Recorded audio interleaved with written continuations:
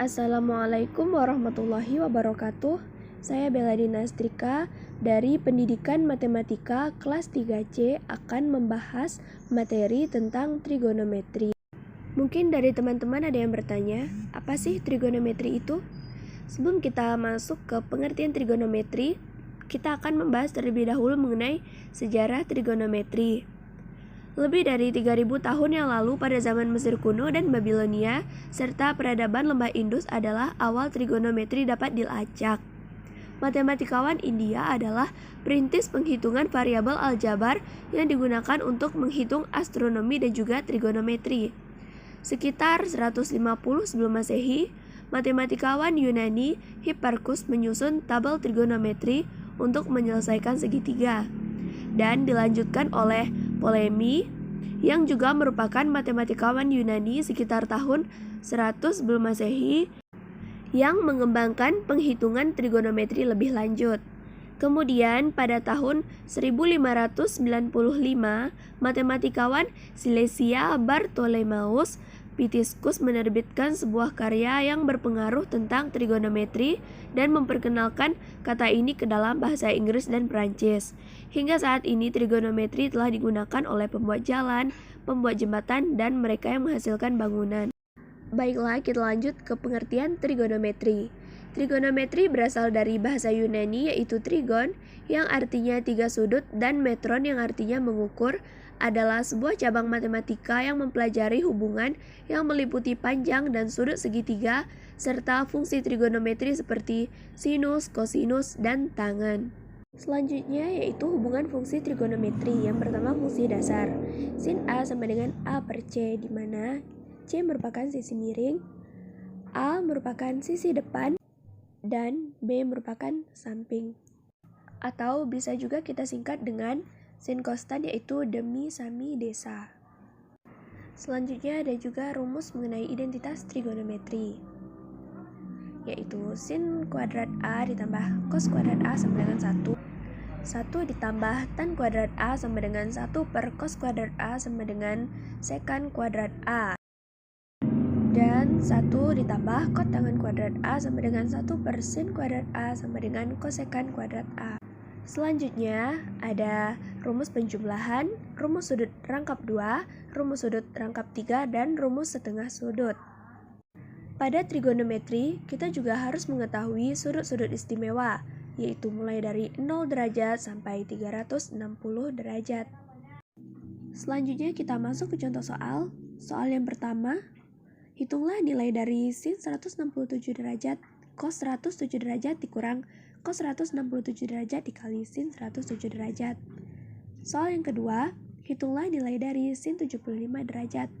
Dan soal yang ketiga, dengan prinsip A plus minus B, tunjukkanlah bahwa sin 45 derajat ditambah A dikurang sin 45 derajat dikurang A sama dengan akar 2 sin A. Kita masuk ke jawaban soal pertama. Hitunglah nilai dari sin 167 derajat dikali cos 107 derajat dikurang cos 167 derajat dikali sin 107 derajat. Berdasarkan rumus penjumlahan, maka dapat kita ubah menjadi sin A cos B dikurang cos A sin B sama dengan sin A dikurang B.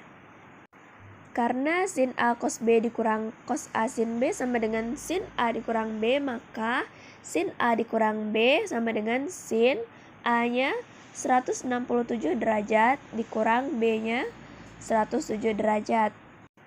Hasil dari sin 167 derajat dikurang 107 derajat sama dengan sin 60 derajat. Berdasarkan sudut-sudut istimewa, maka nilai sin 60 derajat sama dengan 1 per 2 akar 3. Lanjut soal nomor 2, hitunglah nilai dari sin 75 derajat. Sin 75 derajat bisa kita ubah menjadi sin 30 derajat ditambah 45 derajat, karena 30 ditambah 30 derajat ditambah 45 derajat sama dengan 75 derajat. Sin 30 derajat ditambah 45 derajat itu sama dengan sin A ditambah B.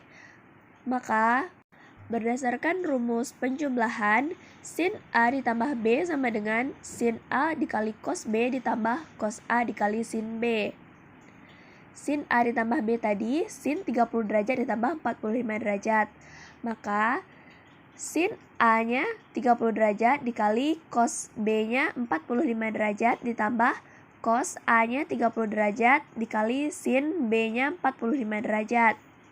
Hasil yang didapat yaitu berdasarkan sudut-sudut istimewa, nilai dari sin 30 derajat sama dengan setengah dikali cos 45 derajat sama dengan setengah akar 2 ditambah cos 30 derajat setengah akar 3 dikali sin 45 derajat setengah akar 2. Hasil dari 1/2 dikali 1/2 akar 2 adalah 1/4 akar 2 ditambah hasil dari 1/2 akar 3 dikali 1/2 akar 2 yaitu 1/4 akar 6. Karena sama-sama 1/4, maka 1/4-nya dapat kita keluarkan menjadi 1/4 dikali akar 2 ditambah akar 6. Soal terakhir.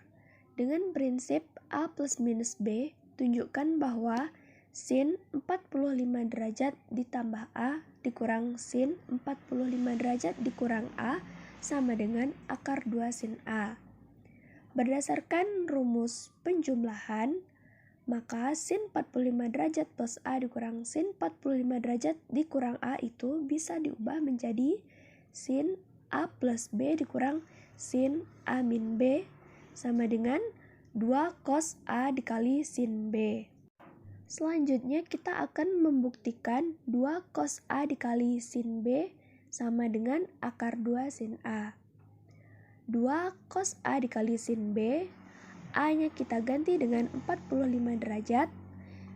Jadi 2 cos 45 derajat dikali sin B-nya kita ganti dengan A berdasarkan soal. Sama dengan akar 2 sin A. Berikutnya 2 dikali cos 45 derajat yaitu 1/2 akar 2 dikali sin A sama dengan akar 2 sin A. Maka 2 dikali 1/2 akar 2 itu hasilnya akar 2 dikali dengan sin A, maka akar 2 sin A sama dengan akar 2 sin A.